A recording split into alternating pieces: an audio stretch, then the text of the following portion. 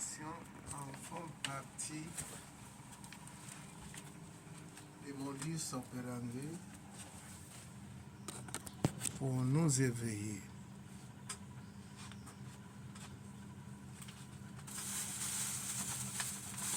Pour nous éveiller.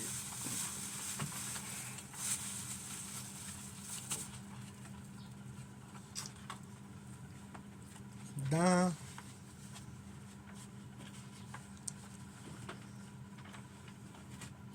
nos études de l'éveil,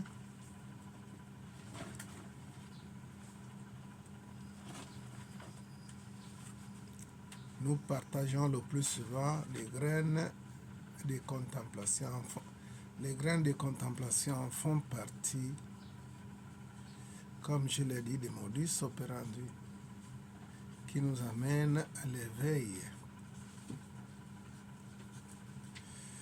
Donc,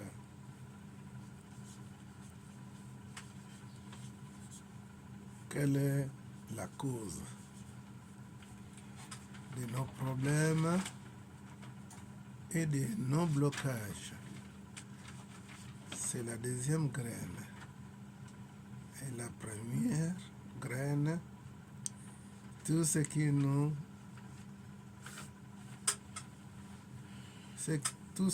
s'implique pas pendant la période de la méditation sont hyper envoûtés. Oui, Papa Kenenge. Cette fois-ci, c'est un peu... Non, vas-y, papa. Oh, d'accord. Je vais essayer de tuer la graine. Dans le bon sens, la faire émerger un peu plus. Tous ceux qui ne s'impliquent pas pendant la période de la méditation sont hyper envoûtés. Je dis, tout est état de conscience.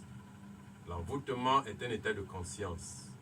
L'envoûtement est une énergie provenant du bas astral et commanditée par des esprits impurs et maléfiques.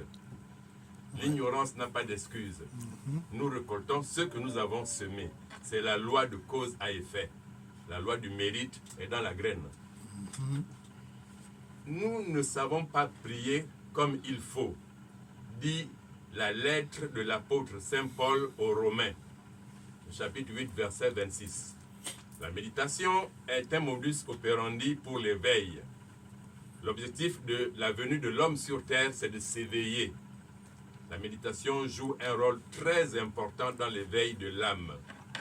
La méditation nous éveille, elle élève notre niveau de conscience, elle allume notre lanterne intérieure, elle nous permet de voir et de connaître certaines choses. Tout doit venir du dedans de nous. La méditation est un état que l'on voit, où l'on va à l'intérieur de soi et où on attend la lumière. Ici, la méditation est vue comme un sabot à l'évolution spirituelle.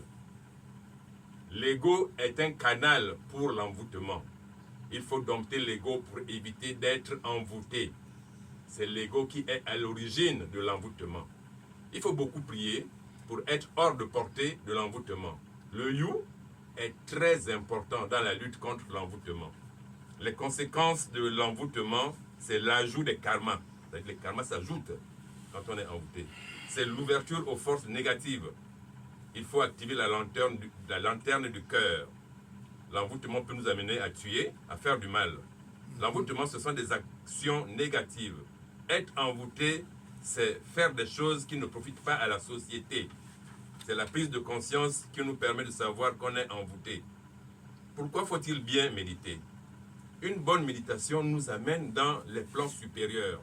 Elle nous amène dans le rien. Elle nous amène dans la conscience 5 qui est notre foyer originel. Une bonne méditation permet à l'âme de voyager dans l'au-delà. Voilà le bienfait de la méditation. C'est pour cela qu'il faut vraiment se concentrer pendant qu'on médite. Enfin, évitons la dispersion et la prostitution spirituelle. La graine nous conseille de rester concentrés sur ce que nous faisons. Elle nous demande d'être présents et vigilants. Enfin, soyons dans le moment présent, soyons éveillés. Namasté. Namasté. Namasté. Oui, namasté. Allez-y. Namasté. Merci, professeur. Je ne vais pas être très long, mais contre, pour moi, les deux graines sont joignables dans le fond. Parce que il y a une question centrale. C'est tout ramène au problème, au blocage. Donc, dans le fond, les deux graines, je peux les traiter de manière simultanée. Donc, ce qui concerne les graines, nous constatons que au centre, c'est l'homme qui est au centre par rapport au phénomène, par rapport aux deux questions qui nous sont posées.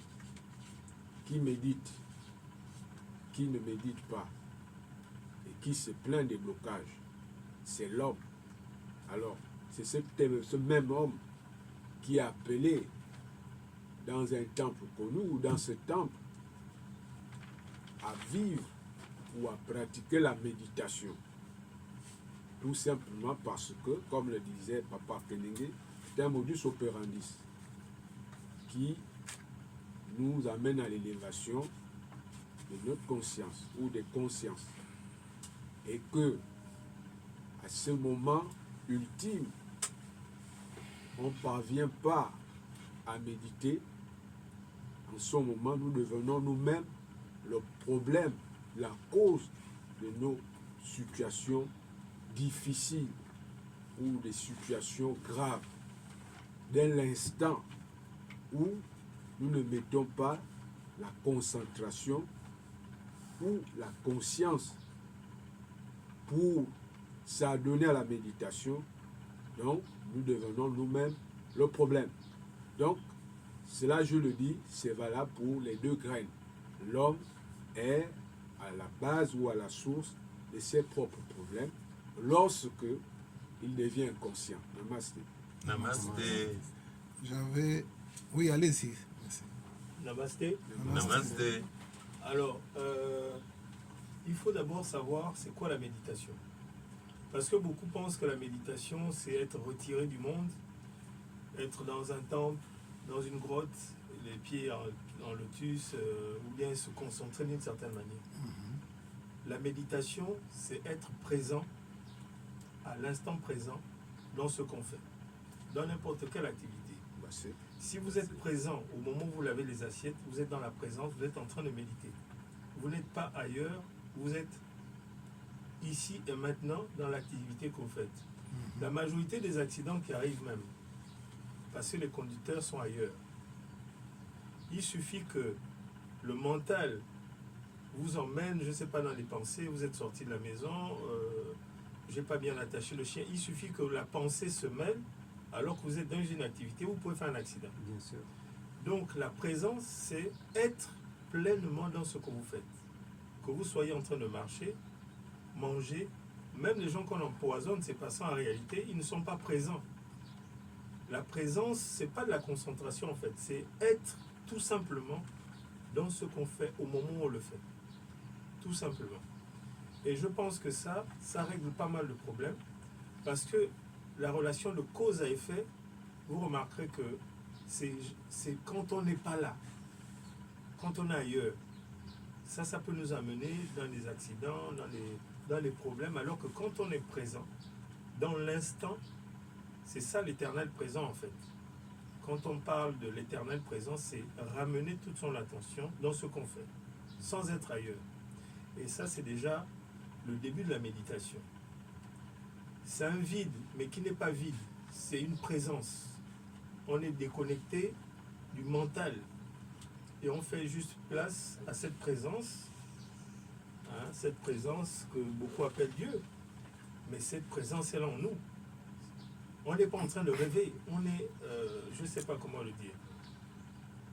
Il faut être présent dans ce qu'on fait au moment où on le fait. Ça, c'est déjà quelque chose qui peut nous épargner beaucoup de problèmes. Donc, pour répondre un peu... Moi, je réponds juste par rapport aux deux graines. Tout à fait. Je pense que la première engage l'autre. Voilà. Les conséquences viennent du fait qu'on n'est pas présent. Mais quand on est présent dans ce qu'on fait, on est déjà en train de méditer. Même les yeux ouverts. Et je pense même que le plus haut stade de la méditation, c'est dans les activités de tous les jours. Même au milieu d'une foule, on peut être en train de méditer. Oui. Même en marchant, dans n'importe quelle activité, il suffit d'être présent. Dans la présence, ce qu'on appelle la présence divine. Donc à ce moment-là, on n'est plus en train de rêver. Parce que celui qui nous fait rêver, c'est le mental. La pensée, l'ego, celui qu'on appelle l'ego, qui nous envoie toujours dans tous les sens alors que il faut ramener les choses à l'instant présent, dans tout ce qu'on fait. Je pense que, je ne sais pas si j'ai... Non, c'est Non, bon. non, c'est bon. Non, c'est bon. Merci Bon, pour, c'est bon. merci C'est pour l'intervention. votre contribution. C'est ce que tu- Dans nos partages, des questions en font partie. Et le développement aussi, comme vous venez de faire, c'est un développement de ces graines-là. Et ceux-là aussi qui posent des questions, ils en font partie.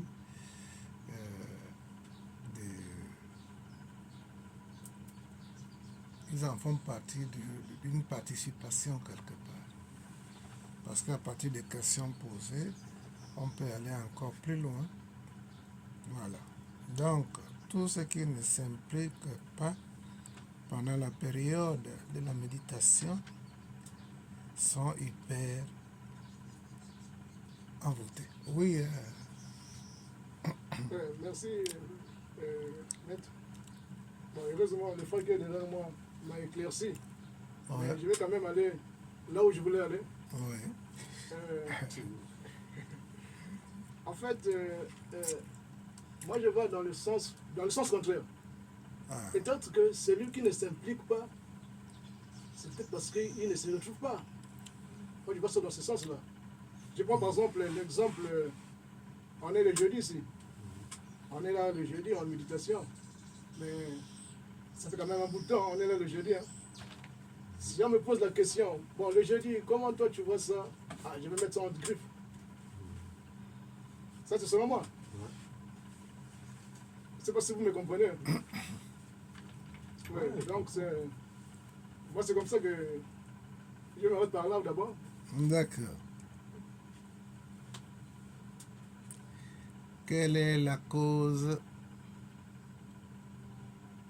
de nos blocages, de nos problèmes? Oui, Maître Albert. Oui, merci, maître. Moi, je vais essayer un peu de décortiquer ce que tu n'es pas en train de dire par rapport à l'implication. Dieu ne pas par rapport à la graine. Dieu ne pas dit ceci. Il est par exemple, tous les jours, par exemple, il creuse la terre dans l'option de chercher l'or. Il creuse, il creuse, il creuse, il creuse, il creuse, il creuse, il creuse, il creuse. Il constate que non, Non, on ne sort pas. là on ne sort pas. Et maintenant, à partir de là, il prend maintenant, c'est ce qu'on appelle une paresse. Il n'est pas plus creuser l'or. Les gens lui poseront la question, par exemple, que, ah, tu ne veux pas. Toi, tous les jours, tu venais creuser l'or, machin, tout ça, comme ça. Mais pourquoi tu ne viens plus creuser? Tu ne veux pas dire tout simplement que, ah, moi, je fais ça tous les jours. Je creuse, je creuse, je creuse, je creuse. Mais je ne vois toujours pas l'or. Donc, je suis obligé d'abandonner. C'est dans cet esprit-là, non? Et ouais. Voilà. Ouais, je vois. Mais, Je comprends déjà. tu comprends? C'est un peu, c'est ça, c'est l'esprit que Dieu ne pas voulait refaire sortir. Oui, j'ai compris. Bon, moi, je pense que dans tout ça, les deux peines parlent de l'ignorance. Plus loin, je vois l'ignorance.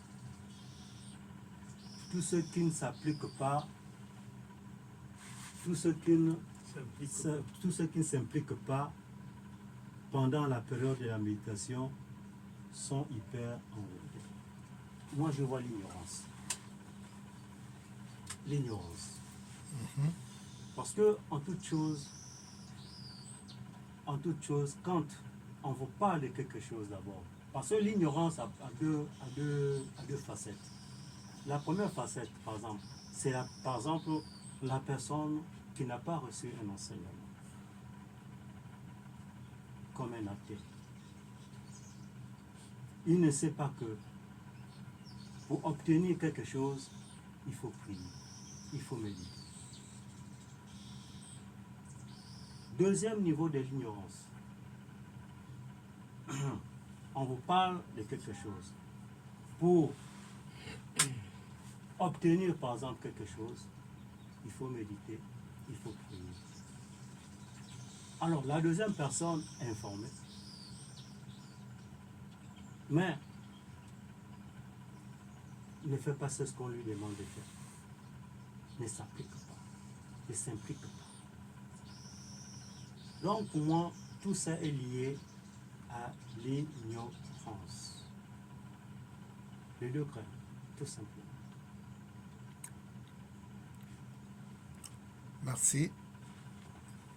Merci pour la participation. On est toujours sur les deux graines. Je rappelle que je disais tout à l'heure là, poser des questions, ça fait partie des participations. Le développement aussi. Oui, Moupa. Oui, professeur, est-ce qu'une autre personne peut être la cause de nos problèmes? Une personne. Apparemment. Mais, plus loin, c'est pas ça. Rien ne peut nous arriver si, On n'est pas fautif. si on n'est pas responsable.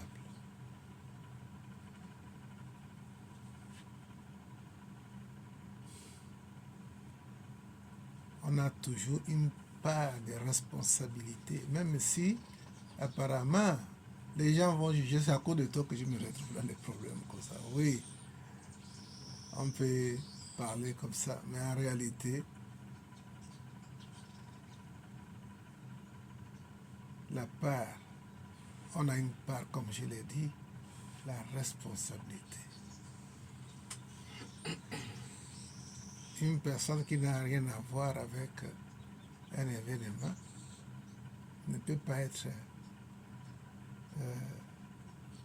accusée de quoi que ce soit. Maître Albert a dit tout à l'heure, et je soutiens ça,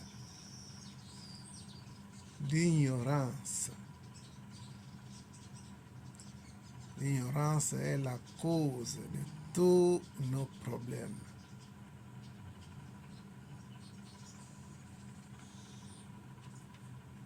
C'est l'ignorance qui crée le karma. Je vais rappeler ici que le karma, c'est la loi de cause à effet. Si on se retrouve face à une situation, ce n'est qu'une dette karmique. Je rappelle ici que le karma est une loi de rétribution. Il y a eu un commencement quelque part qui est une cause et l'effet qui est l'événement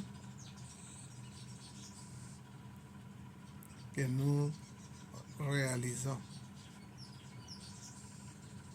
dans nos présents. Donc, si on n'est pas ignorant, il serait même impossible de créer un karma, à moins que si on le fait expressément pour vivre l'expérience.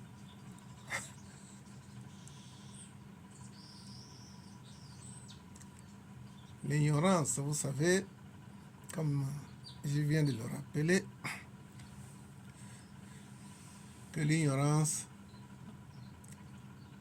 est le commencement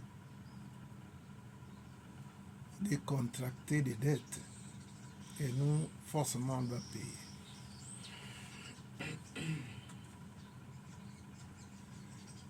dans un chantier forestier, quelqu'un mangeait et tout de suite après, il s'est retrouvé avec des maux de ventre. Ils l'ont emmené à l'hôpital. Ils n'ont pas pu trouver quelle était la cause de ces maux de ventre. Et puis la personne est décédée après. Alors, quand les enquêtes sont menées, au réfectoire, dans ces chantiers forestiers, il y avait plein de rats qui rôdaient gauche, droite, gauche, droite. Les rats là